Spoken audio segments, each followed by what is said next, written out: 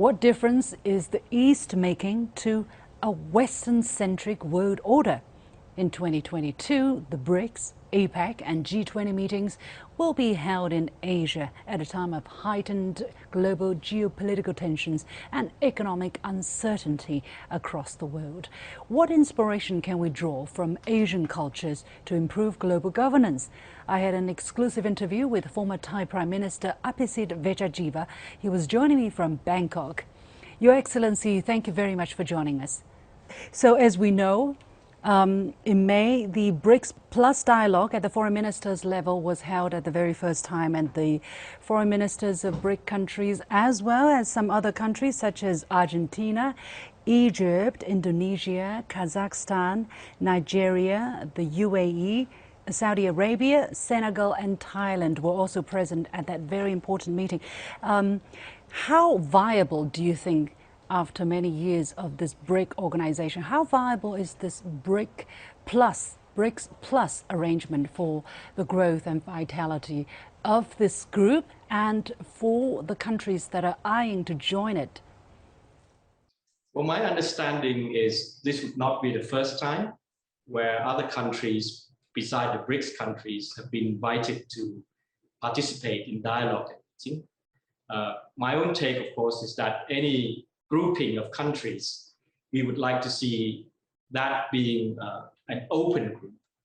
That is to say, whoever forms a group do not just discuss matters among themselves and look after just their own interests. If, for instance, there is a regional grouping, we say that there should be open regionalism rather than protectionism. So I think the fact that BRICS have always invited other participants is very welcome. And we hope that the countries that do participate bring fresh perspectives and can share their own experience to better make the cooperation or programs that the BRICS planning work better for everybody. But specifically, what does it mean for Thailand to be sitting in the meeting hall and to be joining in the discussion? What do you think is in for Thailand? I think it's important for all emerging and developing economies. I think many forums have been dominated by the big economic powers who have been calling the shots on global matters for a long, long time. The emergence of the grouping of BRICS, where there are large economies that are emerging economies, I think can understand issues and challenges faced by other emerging and developing economies better. And so I think by having participants from the emerging economies and developing world, we can perhaps articulate the solutions to the problems that are faced by these groups of countries better. Do you think it would be a good idea, if it is possible, that Thailand, for instance, would join officially to become part of the BRICS mechanism? Well, I think that's probably up to the BRICS countries to decide. What I would like to see, at least, though, I think, is a more regular dialogue with ASEAN. I think the 10 Southeast Asian countries, as part of ASEAN, would like to see stronger relations between ASEAN and BRICS. Do you see an overlap or potentially a conflict of interest among ASEAN or the platform of ASEAN versus the platform of BRICS, or that these different platforms can actually coexist and reinforce or work in complementarity so that the region is better governed and enjoys greater opportunity for development? Well, I see no reason for conflict of interest. I think what these platforms or fora are designed to do is to have a frank exchange about the challenges each country or grouping is facing, so that perhaps we can find better ways of coordination or cooperation in order to address these issues. Of course, there may be different views. There may perhaps be different interests from the point of view of individual countries. But having engagement between them is surely better than each going their own way. There has been actually quite a bit of a deafening silence on the international media as to, BRICS development or BRICS related news, BRICS, expanding potentially. Have you noticed that? And why do you think that is the case, if at all?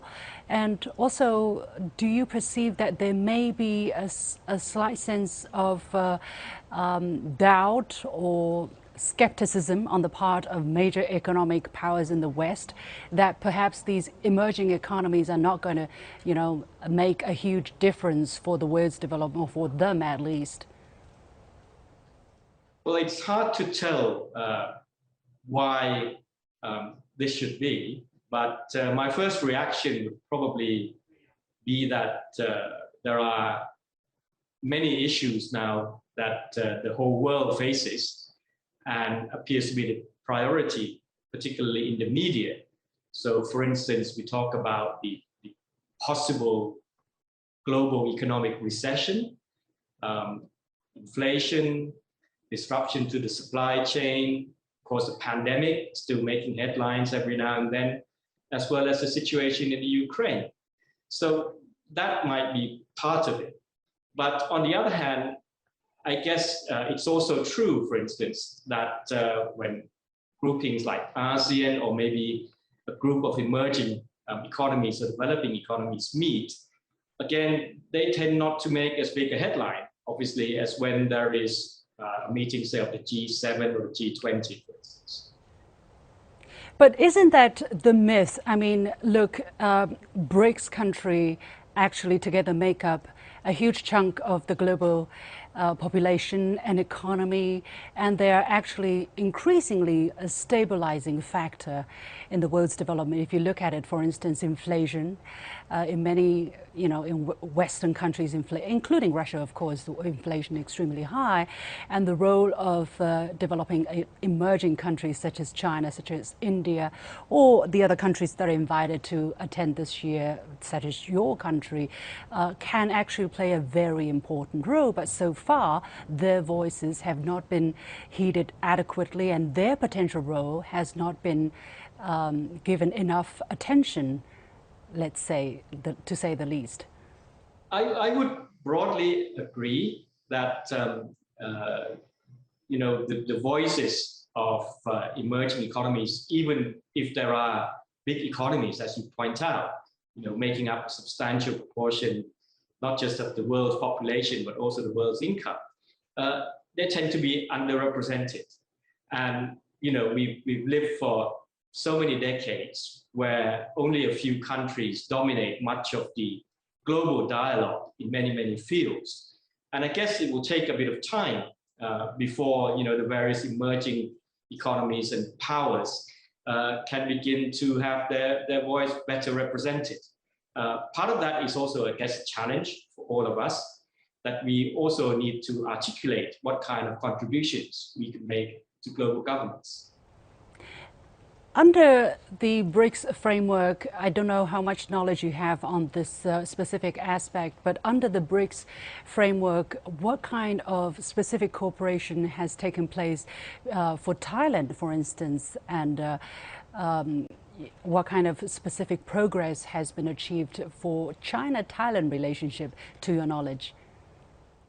Well, maybe not directly related to Thailand, but the role the BRICS have played and their effort, for instance, to create new financial facilities and making the world less dependent on a single currency for foreign reserves and so on. I think these all affect all countries all over the world. And I think as they become more active, and as this cooperation grows, it will certainly make a difference to all of us. Let's talk a little bit about bilateral relations between China and Thailand. As I mentioned in the leading, trade, for instance, has grown very strong. How do you see the kind of momentum for economic and for trade relationship between China and Thailand to continue to grow? And what is fueling this kind of fast development?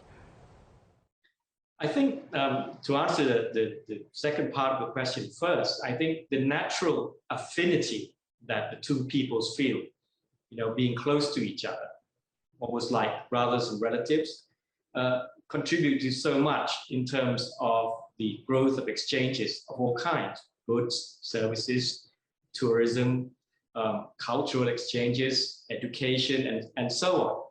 And I think we should really tap into this affinity to continue to fuel the continuing expansion in all areas. Of course, China has been a very, very important engine of growth, not just for countries like Thailand, but also the region and the world.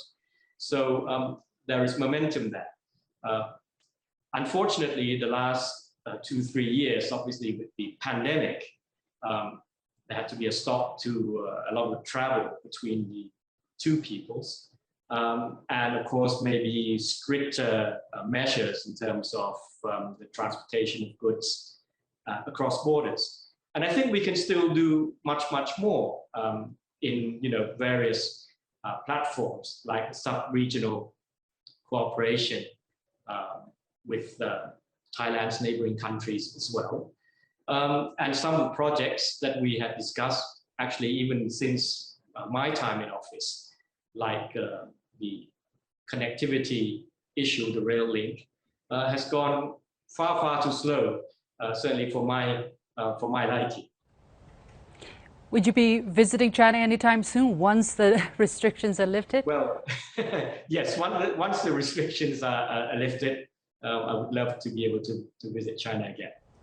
Thank you so much, Sir Abhisit Vejjajiva, former Prime Minister of Thailand, joining us from Bangkok. It's been a pleasure. Thank you.